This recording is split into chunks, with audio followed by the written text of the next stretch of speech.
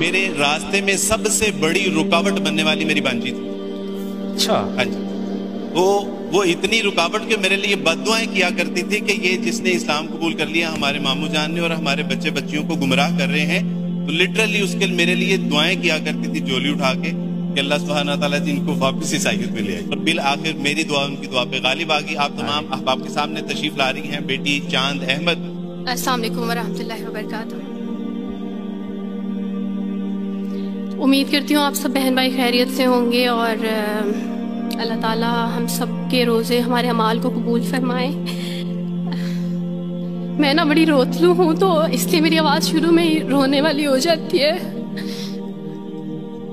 ہاں میں وہی انسان ہوں جو وارث ماموں کے لیے بد دعائیں کرتی تھی، لیکن میں ابھی پیچھے ایک بچی کو بتا رہی تھی کہ وارث ماموں اپنی جھولی اٹھا کے راتوں کو دعائیں کرتے ہوتے تھے کہ چاند اسلام قبول کر لے.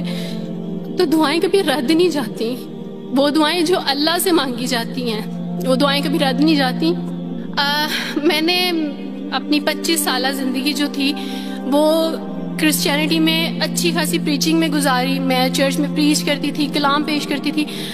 ایک آپ کہہ لیں کہ کٹر مسیحی تھی میں، اور ایسی مسیحی تھی جو وارث ماموں کو یعنی بولنے نہیں دیتی تھی فیملی میں. جب مجھے پتہ چلتا تھا کہ آج وارث ماموں فلاں فیملی میں وزٹ کر کے گئے ہیں، میں اس گھر میں پہنچ جاتی تھی. اس سے پہلے کہ وارث ماموں کی باتیں ان کے ذہن پہ اثر کریں، مجھے خدا کا کلام پیش کرنا ہے، ان کے گھر پہ جا کے دعا کرنی ہے تاکہ شیطان اپنا کام نہ کرے. بیکاز میرے نزدیک وارث ماموں جو کام کر رہے تھے وہ شیطان کا کام تھا، کیونکہ وہ خداوند سے دور کر رہے تھے میرے لوگوں کو.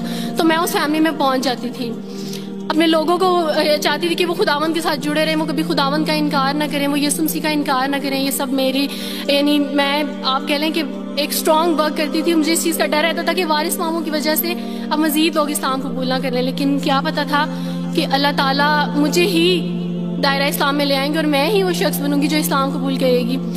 CSS کر رہی تھی، میں نے BA کمپلیٹ کیا اپنا، اور اس کے بعد میں CSS کر رہی تھی. اس کے دوران اللہ تعالیٰ نے مجھے یہ توفیق دی کہ اسٹڈی آف ڈفرینٹ ریلیجینس کی کتاب پڑھنے کے دوران یہ سبجیکٹ جب میں پڑھ رہی تھی تو مجھے پتہ چلا کہ اسلام ہی خوبصورت مذہب ہے. اچھا آپ یقین جانیں وارث ماموں رمضان میں قرآن پاک ڈسٹریبیوٹ کرتے تھے اور راشن دیتے تھے. تو میرے بھائی کے ایک جہاں ڈیوٹی کرتے ہیں وہاں ایک انکل تھے، گارڈ تھے، ان کے لیے قرآن پاک لے کے ان سے رکھا ہوا تھا اور راشن بھی لے کے رکھا ہوا تھا. اور میں اس قرآن پاک کو نا چھپا کے اپنی سیف میں رکھتی تھی اور ڈرتی تھی کہ کسی دن میں اس کو کھول نہ لوں. اکثر ایک دو دفعہ پکڑا کہ کھول کے دیکھوں تو صحیح، کوئی نہ کوئی غلطی تو ہوگی نا اس قرآن میں بھی، یہ تو بڑی باتیں کرتے ہیں بائبل کے بارے میں، کچھ نہ کچھ تو ہوگا.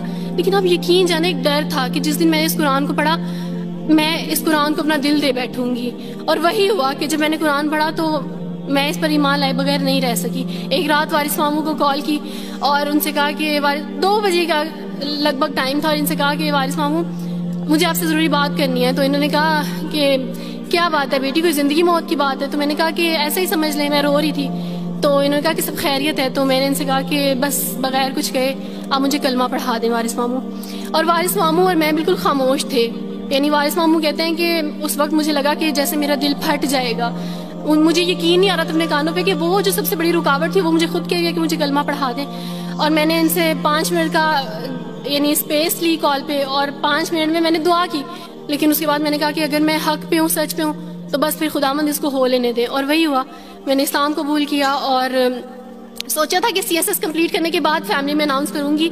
لیکن اللہ تعالیٰ نے کچھ اور منصوبے بنائے ہوتے ہیں، انسان کے کچھ اور منصوبے ہوتے ہیں. آپ یقین جانے میری فیملی کو جلدی پتہ چل گیا. ایک رات میرے بابا نے وارث ماموں کو گھر بلایا اور ان سے کہا کہ ہم چاند کی شادی کرنا چاہتے ہیں، آپ اس سے پوچھ دیں کہ اگر کسی کو پسند کرتے ہو تو ہم اس کی شادی اس سے کر دیں، ہم جو ہے نا وہ اس کی مرضی کے خلاف نہیں جائیں گے. تو میں نے ان سے کہا کہ آپ ایسا نہیں کر پائیں گے. انہوں نے کہا کہ نہیں ہم کر سکتے ہیں. مجھے یہ تھا کہ مجھے پچھتاوا نہ رہے کہ میں شاید اس دن پاپا سے بات کرتی تو پاپا مان جاتے. تو میں نے ان سے کہا